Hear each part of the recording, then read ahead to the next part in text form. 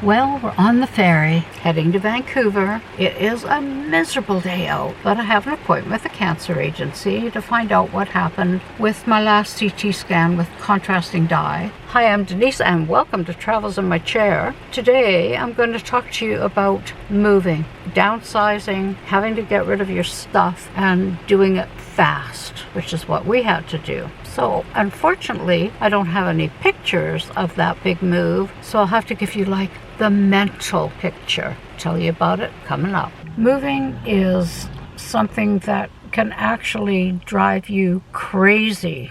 For those of you that are new to the channel, I was diagnosed with MS in '95 and breast cancer in 2006. The breast cancer came back in 2021 as a secondary. It metastasized into the bone. We had a 3-story house that we had built to be our forever dream home. And with MS, I could no longer handle the stairs. I worked a commission job selling cars, and as my body got weaker, of course my sales were going downhill. We had a high mortgage on the house. Alan took early retirement, and we needed to get out of it. After much agonizing, we decided to put it on the market. And finally, when it sold, people that bought it said we could stay down in the lower suite that we had made, because we had been running it. After the kids grew up, we were running it as a Airbnb. We had made a self-contained suite on the lower floor for Alan and I, and part of the deal of selling the house was that we could live there for a year. And I have to tell you, we needed the breather. We were stressed beyond the max. We were so far in debt, we thought we were going to lose everything. My health wasn't helping. November, deal done. They want possession January 1st. Now, I have to tell you, we had 2 huge sheds filled with stuff. My mother had passed away. We had a lot of her stuff. We were running an Airbnb that could sleep 8 or more people. So we had double sheet, double bedding, double towels, double dishes, well, you can imagine. Plus, we had a crawl space underneath the house that I totally forgot, and it was filled with stuff. Now here comes the dilemma. We have about a month and a half to clear out everything, and I can't do it. I mean, for me to carry something as I'm in my wheelchair, I have to kind of put it in my mouth and wheel myself. And the first closet Alan emptied was the big Christmas closet on the top floor. And when he brought all the stuff down out of that closet, it filled the dining room on the middle floor of the house. And I knew we were in trouble. There was no way we were going to be able to sort through, get rid of, sell, whatever. It just wasn't going to happen without help. I don't know if any of you have been in that situation where you're older and you have to downsize for health reasons or monetary reasons, and all of a sudden you're looking at a lifetime full of stuff that nobody really wants. Think about it. So today I'm going to tell you a story about downsizing and moving when you're forced to do it. When you don't want to do it, you're happy with your life the way it is, but the reality is cancer and MS has made a 3-story house pretty much impossible for me to live in. I can't take care of it. My kids are grown up. We've left home. It's just getting to be all too much. No? We tried everything to avoid that inevitable move. And as much as we wanted to stay in our home, that's beautiful view and everything that we'd put into it, because it had less than 2 months to get everything cleared out. What we wanted, the important things that we wanted, moved down to the lower suite. Everything else had to go. And it was no fooling around. We didn't have time to get sentimental about it. Tears could come later, and they did. So one of the problems, I'm in a wheelchair. So physically, I'm not pretty good at doing anything. I can organize, I can price things, but physically moving things, no. When Alan went upstairs to get the stuff out of the Christmas closet to begin the decluttering, all the stuff came out of this huge closet that was up in the very top floor of the house. And it came down to the middle floor where I was going to hold the garage sale. We were talking about November here, so it was not exactly outside weather.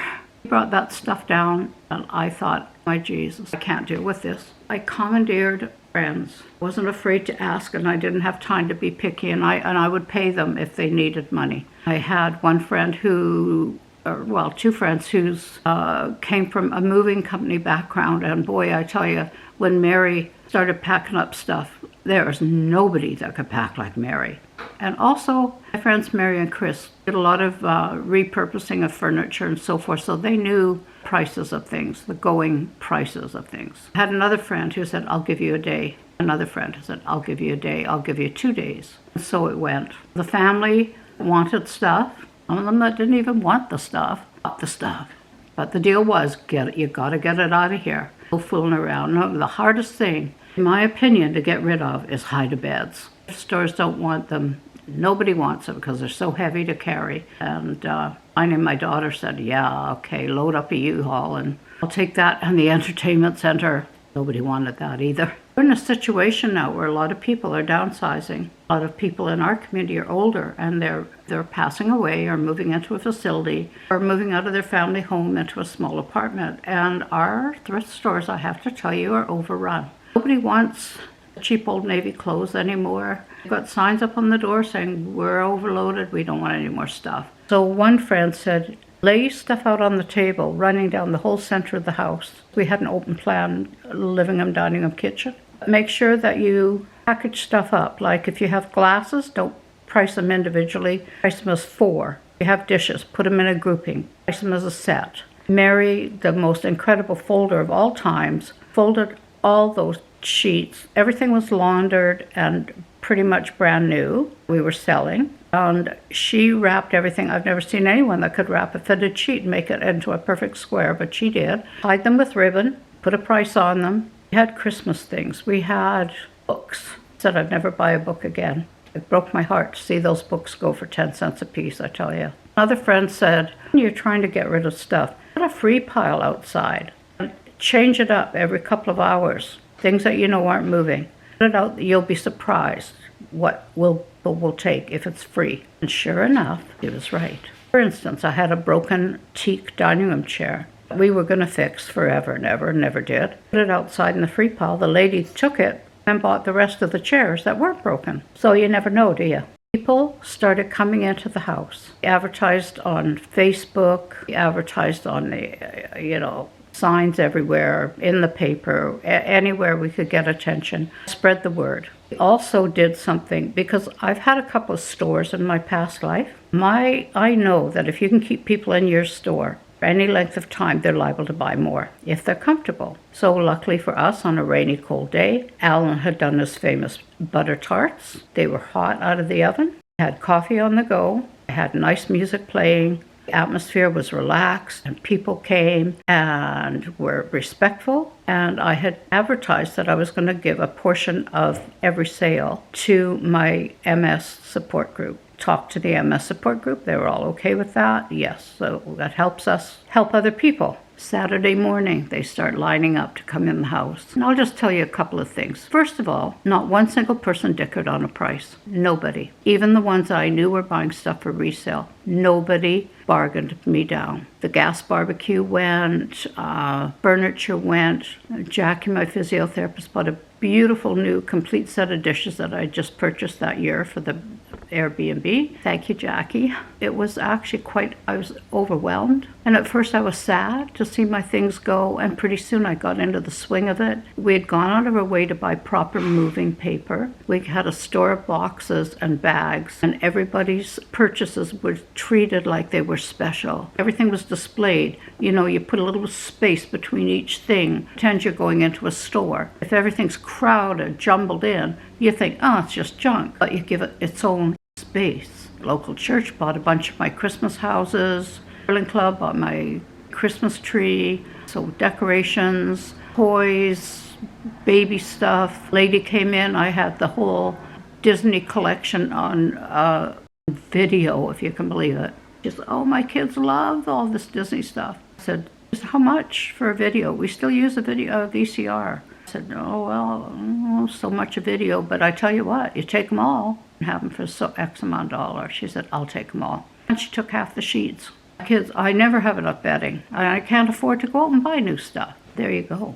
One lady came in and her husband was sitting on a wing chair in the hallway waiting. He walked around and she said, I like this music. The sound is so good. Who is that? And I said, oh, it's Lorena McKenna. Oh, it's beautiful, beautiful. How much?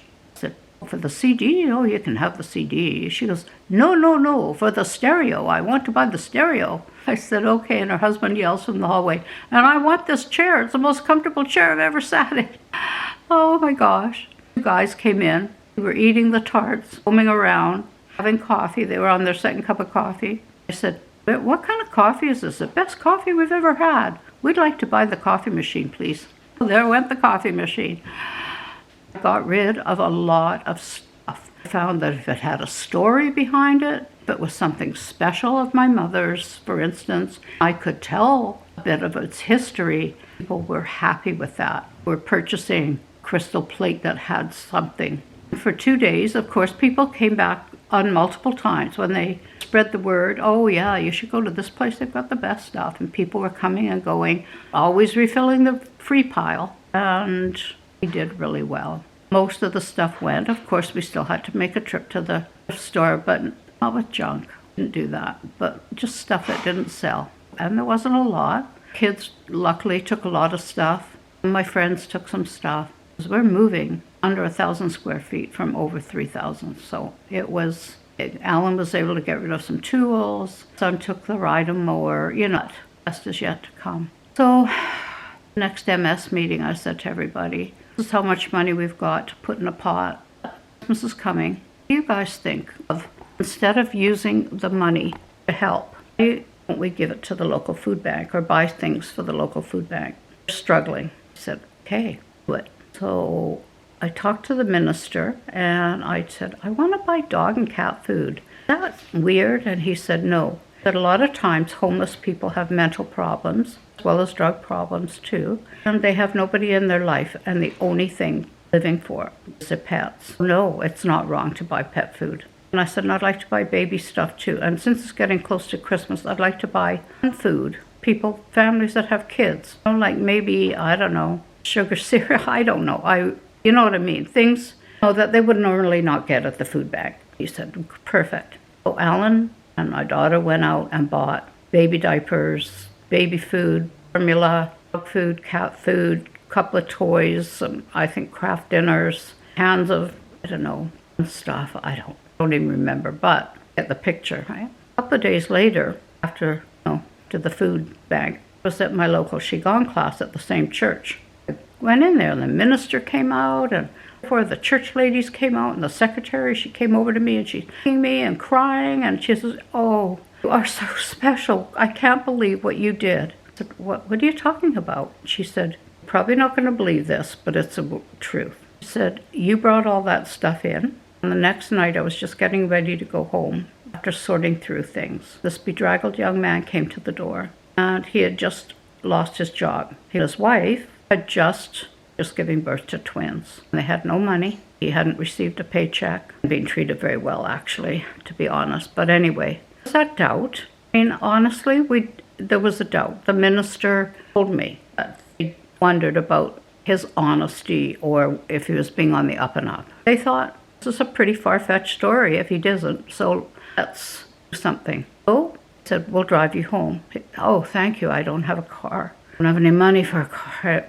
And they said, no, and they packed up. We've just moved into a place. We haven't even hardly unpacked. Somebody had donated some little Christmas tree and some ornaments from the church. So that got packed up. All the baby wipes, the diapers, there was a package of receiving blankets, formula, all that all got packed up. And whatever would normally given out at the food bank, and couple of extra little goodies for them to enjoy Christmas, like somebody had done homemade tarts or something. Anyway, drove the man to his apartment, a very nice place, crowded. Sure enough, there was this very young wife sitting there with 2 newborn babies, and everybody shed a tear because Christmas was made. Christmas was made, the money that I made from selling our stuff, a portion, right? Makes you feel good. They were ecstatic. The people in the church were it started a trend, to be honest, and